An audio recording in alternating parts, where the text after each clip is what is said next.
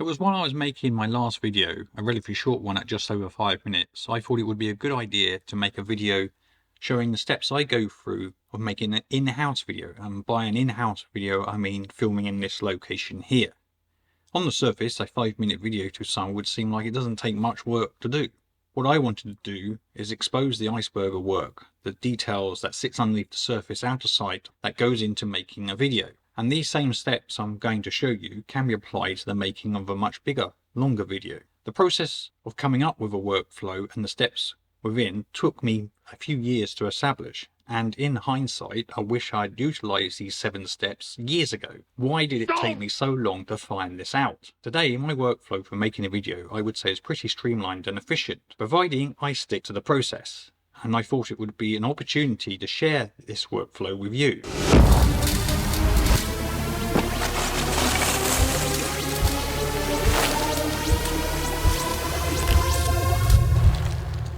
Looking back, it was either out of ignorance or stubbornness I did not have a plan, did not follow a plan when making a video. You see, like now and back then, I am confident of the subject I want to convey to you as an audience, and I have a good idea of the points I want to bring to your attention. However, getting across the subject and those points I wanted to make in front of a camera with no thought into the preparation often led to frustration. And that was my downfall. I thought if others can make content for their YouTube channel fast, then I can do it too. It just takes practice, right? They make it look so easy. Those of you already in the know will know how well that worked out. Pretty badly. I have found the secret to an efficient workflow, the planning of props I will use, the B-roll clips I need to film that will help make those points come across are contained in one document. By writing this document, the narrative is confirmed, the points are made in the sequence, and importantly, the task of filming is repeatable. What do I mean by repeatable? It's having the ability to retake a shot, maybe many times, that is the same every time. When I put myself in front of the camera, either my brain locks up or my words come out as drivel. I can also have occasions where my equipment fails, or I found that my microphone is not switched on, in which case I have to start everything again. The list can go on. Any of these annoyances means the shots or scenes have to be filmed again. Having the ability to repeat consistently makes the steps of making a video, making the creation process so much more efficient and so much quicker. You see, part of my problem, and I expect for many video creators, I cannot for the life of me ad-lib in front of a camera. I don't know why, my brain just goes into funk mode, resulting in things that I mentioned earlier. And importantly, but unfortunately, trying to fix the situation by continuing to retake the shot with further ad-libbing just makes the whole situation worse. Now, a good product which falls out from writing this document is you establish a plan. As you write the narrative,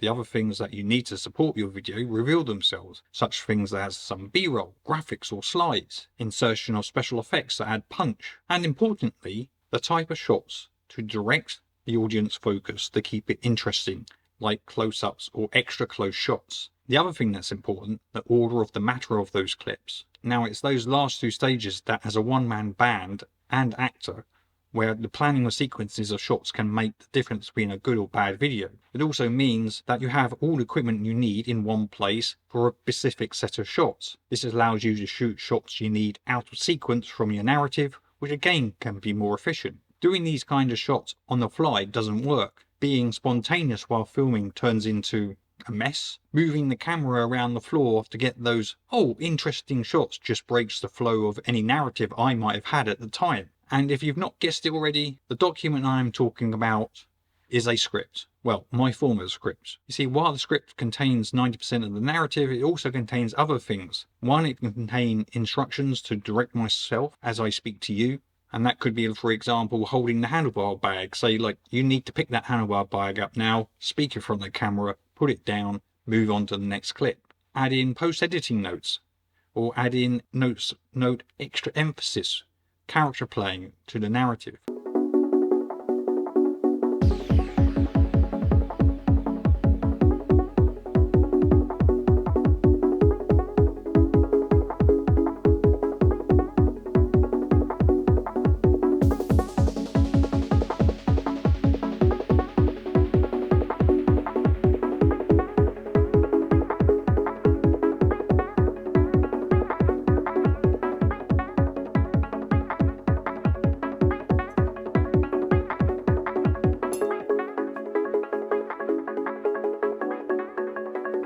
Hello, in a previous bikepacking video I talked about the outkick computer handlebars I have here.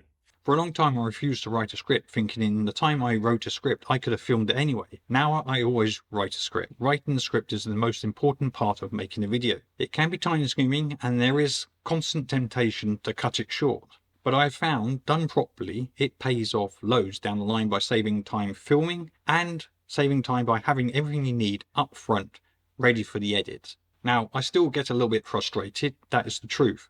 I still get a little bit frustrated when talking in front of the camera. You see, I've done it again. Now, I still get a little bit frustrated when talking in front of the camera, reading the narrative off that iPad, but I just need to refilm that part of the script and move on. And if for some reason there is a technical problem during a shot, i.e. microphone or camera falls over or something worse, I can fix the problem, then repeat the clip, repeat the narrative and move on. Now you may notice that my script is a numbered list. This comes in useful for when I wish to specifically speak into the camera at the beginning of a clip and say the script line number. It's like a verbal clapperboard. At the end of the filming session I have many clips, many small clips recorded on that camera. When it comes to reviewing a clip, I can listen for the line number and establish where that clip fits into the script. The clip is renamed and the correct destination is given. If I have several clips with the same number, then this is where I've retaken the clip several times. So what I do there is I delete all of those clips apart from the last one because I know the last one was the good one that I did. This saves time later and does not bloat the project with gigabytes of unwanted footage. The clips are moved to the appropriate scene buckets. And the other reason I take my time reading a script is because I read it out loud to myself. I find by doing this as though talking to the camera, I instantly know if a sentence is going to work for me or not. Any flaw in a sentence stops me in my tracks when I'm talking to the camera, which wastes time and just adds another rubbish clip to the SD card. If there are too many rubbish clips, I get even more frustrated and I end up deleting probably the SD card's contents and start again. If not, I leave it to collect the rubbish later in the edit. Either way, wastes time. By reading, fixing, rereading a script as many times as I need from beginning to the end without any hitches, I end up with a final script that allows me to generally do the filming more smoothly and efficiently. With a script, I can talk about the subject I've filmed in the way I originally imagined it. Nothing lost, nothing forgotten, and filmed with a range of shots to make the content interesting. A bonus of having a script also means I can, if needed, just read the whole script in one go to the camera as I'm doing right now. This allows me to attain a consistent flowing audio narrative of me talking in front of the camera, and then later I can choose to overlay the secondary shots that I've taken earlier and drop them into the timeline quickly. Another bonus of having planned, the B-roll and the graphics are made in advance. It may be that something's changed and you may have to do something differently, and this can sometimes influence the edit. Another reason is the audio. I can jump cut the audio with no visual glitches by dropping in the additional clips or graphics that I've made earlier. All the jigsaw puzzles fall into place. Besides the script, there are other steps to making a video. When I was breaking down the steps I take to make a video, I actually got to quite a long list very quickly, the devil being in the detail. So I took a step back, looked at it again, and here are what I think are the 7 distinct steps I take. Step 1 is purposely do a brain dump, scribble out everything in no particular order, even if it's wrong or incorrect. Just write it down. Next I write the script. It may or may not use all of the brain dump material contained in it. During the writing of the script I insert where I think I would like supporting clips, B-roll or graphics. Also at the same time I start making a separate shot list as I review the script. I use my own syntax to indicate breaks in the narrative, a switch in angle, use of B-roll or context clips or directions to myself. By inserting this into the script it serves two purposes. When in front of the camera I have directions I've given to myself, and when in the edit I can refer to extra intentions or ideas I had along the line that can only be done in post-edit. From the script I now have a plan for the B-roll and where I want to use it in the film. Step 3. Any clips taken at this stage is offloaded to the computer and the SD card cleaned ready for use later. In step 4, having gathered the supporting clips together, I review the script. This is where I edit the script and review it until I have a script I can read out off the cuff, as I said earlier. Now at stage 5, it's only then I get myself in front of the camera.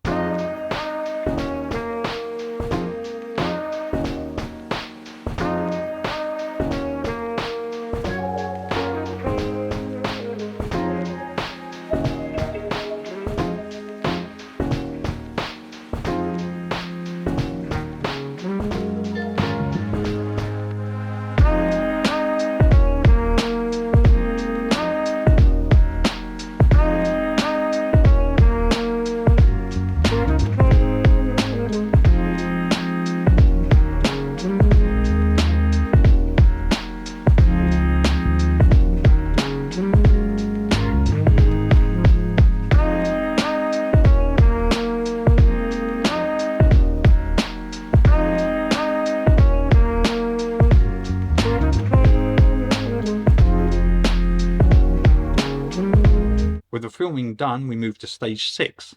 See how quick that was? Stage 5 over and done with. Right, I'm ready to create a film project and import all the materials into the editor. Some of the clips may still be disregarded, but should be minimal at this stage. The remaining clips are dropped into the timeline and the post-edit begins. The editing process is another series of steps I have developed into an efficient workflow, but I will talk about that in a follow-up video. There's too much here. But once that edit is completed with the several views of that video taking place, a format is output suitable for YouTube and it's uploaded. And we're done. Well, not quite.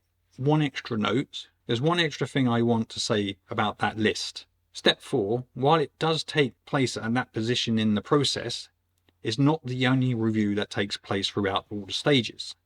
Apart from steps 1 and 7, the reviewing and refinement is an agile development process that I've used when programming. And that process is plan, do, review, and improve at each stage. Do not proceed to the next stage until your current stage is reviewed and fixed. Using the agile development process seems obvious now, but I'm a little bit annoyed with myself for not using it earlier in my filmmaking journey. Okay, and there it is. Write a script before doing anything else. That is my recommendation. From that drops out a plan of the scenes and the clips in the order that you want them. You get a list of the type of shots that you want or you had in your head on paper in a separate list ready to be filmed in front of a camera. This is also an opportunity to use any alternative cameras or filming techniques to the one used when talking in front of the camera. Keeping the filming of those two stages separate, the B-roll and the narrative, means they do not interfere with each other, and so it's a much more efficient use of time. When done, you can then go to the editor and simply make the video that you had in your head originally. And that video was a short video, a 5-minute video on the bikepacking handlebar extension I used.